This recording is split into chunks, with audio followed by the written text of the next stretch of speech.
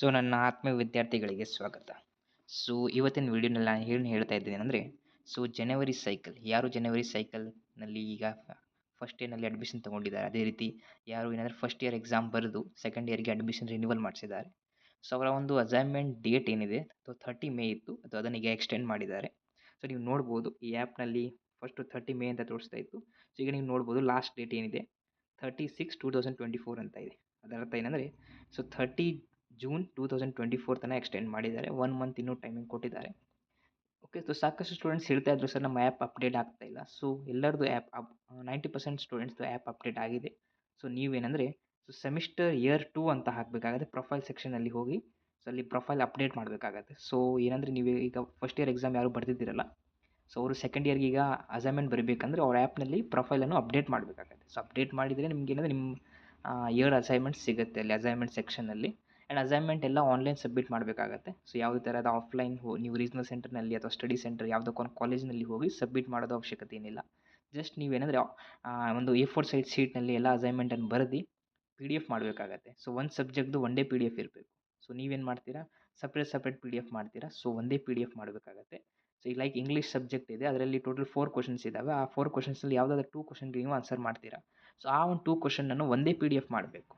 Okay, so ಒಂದೇ PDF ಮಾಡಿ ನೀವು ಏನಂದರೆ ಅಪ್ಲೋಡ್ ಮಾಡಬೇಕಾಗತ್ತೆ with front page. And each and every ಪೇಜ್ನಲ್ಲಿ ನಿಮ್ಮ ಏನಂದರೆ ಡೇಟ್ ಆ್ಯಂಡ್ ಸಿಗ್ನೇಚರನ್ನು ಮೆನ್ಷನ್ ಮಾಡಬೇಕಾಗುತ್ತೆ. ಆ್ಯಂಡ್ ಫ್ರಂಟ್ ಪೇಜ್ನಲ್ಲಿ ಎಲ್ಲ ಡೀಟೇಲ್ಸನ್ನು ಕರೆಕ್ಟಾಗಿ ನೀವು ಫಿಲ್ ಮಾಡಬೇಕಾಗತ್ತೆ. ಓಕೆ, ಸೊ ಈಚ್ ಸಬ್ಜೆಕ್ಟ್ದು ಈಚ್ PDF ಇರಬೇಕು. ಓಕೆ, ಸೊ ಲೈಕ್ 4 ಕ್ವಶನ್ಸ್ ಇರ್ತವೆ, 2 ಕ್ವಶನ್ಗೆ ನೀವು ಆನ್ಸರ್ ಮಾಡ್ತೀರಾ. ಆ 2 ಕ್ವಶನ್ಸ್ದು ಒಂದೇ PDF ಇರಬೇಕು, ಸಪ್ರೇಟ್ ಇರಬಾರ್ದು. ಓಕೆ, ಸೊ ಟೋಟಲಿ ಎಷ್ಟು PDF ಅಪ್ಲೋಡ್ ಮಾಡಬೇಕಂದ್ರೆ 6 ಸಬ್ಜೆಕ್ಟ್ಸ್ ಇದ್ದಾವೆ. ಸೊ 6 PDFಸನ್ನು ನೀವು ಸಬ್ಜೆಕ್ಟ್ ವೈಸ್ ಅಪ್ಲೋಡ್ ಮಾಡಬೇಕಾಗತ್ತೆ. ಆ ಒಂದು ಅಸೈನ್ಮೆಂಟ್ದು ಆ ಒಂದು ಸೆಕ್ಷನ್ನಲ್ಲಿ ಹೋಗಿ ನೀವೇನಂದರೆ ಸಬ್ಮಿಟ್ ಮಾಡಬೇಕಾಗುತ್ತೆ ಅಸೈನ್ಮೆಂಟ್. ಸೊ ಲಾಸ್ಟ್ ಡೇಟ್ ಏನಿದೆ ಜೂನ್ 30 ಇದೆ. ಸೊ ಆಲ್ಮೋಸ್ಟ್ ನೀವೇನಂದರೆ ಅಸೈನ್ಮೆಂಟನ್ನು ಹೆಂಗೆ ಬರೀಬೇಕಂತ ಸೊ ನೀವು ಟೆಕ್ಸ್ಟ್ ಬುಕ್ಸನ್ನು ರೆಫರ್ ಮಾಡಿ ಅಥವಾ ಇಂಟರ್ನೆಟ್ ಇದೆ ಅದನ್ನು ರೆಫರ್ ಮಾಡಿ. ಸೊ ಮಿನಿಮಮ್ 5 to 7 ಪೇಜಸ್ ಇದ್ದರೂ ಕೂಡ ಪರವಾಗಿಲ್ಲ.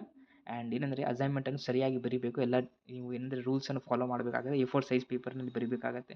Okay, and front page compulsory ಇದೆ, ಎಲ್ಲರೂ ಫ್ರಂಟ್ ಪೇಜನ್ನು ಅಟ್ಯಾಚ್ ಮಾಡಬೇಕಾಗತ್ತೆ. ಓಕೆ, ಸೊ ಈ ರೀತಿ ನಿಮ್ಮ ಒಂದು ಡೇಟನ್ನು ಎಕ್ಸ್ಟೆಂಡ್ ಆಗಿದೆ. ಆ್ಯಂಡ್ ಸೆಕೆಂಡ್ ಇಯರ್ಗೆ ಅಡ್ಮಿಷನ್ ರಿನ್ಯೂವಲ್ ಏನಿದೆಯಲ್ಲ, ಸೊ ಈಗ ಫಸ್ಟ್ ಇಯರ್ ಎಕ್ಸಾಮ್ ಯಾರು ಬರ್ದಿದ್ದೀರಾ ಜನವರಿ ಸೈಕಲ್ ಅವರು, ಈಗ ಸೆಕೆಂಡ್ ಇಯರ್ಗೆ ಅಡ್ಮಿಷನ್ ರಿನ್ಯೂವಲ್ ಲಾಸ್ಟ್ ಡೇಟ್ ನಿಮಗೆ ಜೂನ್ 7 ಇದೆ. ಜೂನ್ 7 ಒಳಗಡೆ ನೀವು ನಿಮ್ಮ ರೀಜನಲ್ ಸೆಂಟರ್ನಲ್ಲಿ ಹೋಗಿ ನಿಮ್ಮ ಸೆಕೆಂಡ್ ಇಯರ್ಗೆ ಅಡ್ಮಿಷನ್ ಮಾಡಿಸಿ. ಓಕೆ, ಸೊ ನೀವು ಹೇಳ್ತೀರಾ ಸರ್ ನಾವು ಎಕ್ಸಾಮ್ನಲ್ಲಿ ಫೇಲ್ ಆದರೆ ಕೂಡ ಸೆಕೆಂಡ್ ಇಯರ್ಗೆ ಅಡ್ಮಿಷನ್ ಮಾಡಿಸ್ಬೋದು. ಎಸ್, ಮಾಡಿಸ್ಬೋದು. ಓಕೆ, ಸೊ ನೀವು ಯಾವ ಸಬ್ಜೆಕ್ಟ್ ಬ್ಯಾಕ್ ಆಗುತ್ತಲ್ಲ ಅದನ್ನು ನೀವು ನೆಕ್ಸ್ಟ್ ಎಕ್ಸಾಮ್ಸ್ನಲ್ಲಿ ಬರೀಬೋದು. ಬಟ್ ಅದು ಸೆಕೆಂಡ್ ಇಯರ್ಗೆ ನಿಮ್ಮದು ಅಕಾಡೆಮಿಕ್ ಸ್ಟಾರ್ಟ್ ಮಾಡಿ ನೀವು. ಓಕೆ, ಸೊ ಕೆಲವೊಬ್ರು ಇರ್ತಾರೆ ಸರ್ ನಾನು ಎಕ್ಸಾಮೇ ಬರ್ದಿಲ್ಲ, ನಾನು ಸೆಕೆಂಡ್ ಇಯರ್ಗೆ ಅಡ್ಮಿಷನ್ ತೊಗೋಬೋದು. ಎಸ್, ತೊಗೋಬೋದು. ಓಕೆ, ಸೆಕೆಂಡ್ ಇಯರ್ಗೆ ಅಡ್ಮಿಷನ್ ತೊಗೋರಿ. ಆ್ಯಂಡ್ ಯಾವುದು ನಿಮ್ಮ ಸಬ್ಜೆಕ್ಟ್ಸ್ ಬ್ಯಾಕ್ ಆಗಿದ್ದಾವೆ ಅದು ಜುಲೈ ಸೈಕಲ್ ಅವ್ರ ಜೊತೆ ಬರಿಬೋದು. ಸೊ ಜುಲೈ ಸೈಕಲ್ ಎಕ್ಸಾಮ್ಸ್ ಯಾವಾಗ ಇರ್ತವೆ BA BCom ಅವರಿಗೆ ಅಂದರೆ, ಸೊ ಜುಲೈ ಸೈಕಲ್ ಅವರಿಗೆ ಎಕ್ಸಾಮ್ಸ್ ಏನಂದರೆ ನಿಮಗೆ ಜುಲೈ ಮಂತ್ನಲ್ಲಿ ಅನೌನ್ಸ್ ಆಗುತ್ತೆ. And exams may be September within ಎಲ್ಲ ಎಕ್ಸಾಮ್ಸ್ ನಿಮಗೆ ಮುಗಿತವೆ. ಓಕೆ, ಸೊ ಸೆಪ್ಟೆಂಬರ್ನಲ್ಲಿ ಎಕ್ಸಾಮ್ ಇರುತ್ತೆ, ಜುಲೈ ಮಂತ್ನಲ್ಲಿ ನಿಮಗೆ ಅನೌನ್ಸ್ಮೆಂಟ್ ಆಗುತ್ತೆ, ಎಕ್ಸಾಮ್ ಫೀ ನೋಟಿಫಿಕೇಷನ್ ಎಲ್ಲ ಟೈಮ್ ಟೇಬಲ್ ಎಲ್ಲ ಬಿಡ್ತಾರೆ. ಸೊ ನೀವು ಏನಂದರೆ ಜನವರಿ ಸೈಕಲ್ ಅವರು ಅಡ್ಮಿಷನನ್ನು ರಿನ್ಯೂವಲ್ ಮಾಡಿಸ್ಬೇಕಾಗತ್ತೆ. ಸೊ ಇಷ್ಟು ನಾನು ನಿಮಗೆ ಹೇಳಿದೆ. ಸೊ ಅಸೈನ್ಮೆಂಟ್ ಲಾಸ್ಟ್ ಇನ್ನು ಎಕ್ಸ್ಟೆಂಡ್ ಆಗಿದೆ. ಸರಿಯಾಗಿ ಎಲ್ಲ ಅಸೈನ್ಮೆಂಟ್ ಬರೀರಿ, ಇನ್ನೂ ಟೈಮ್ ಇದೆ, 1 ಮಂತ್ ಟೈಮ್ ಇದೆ. So thank you.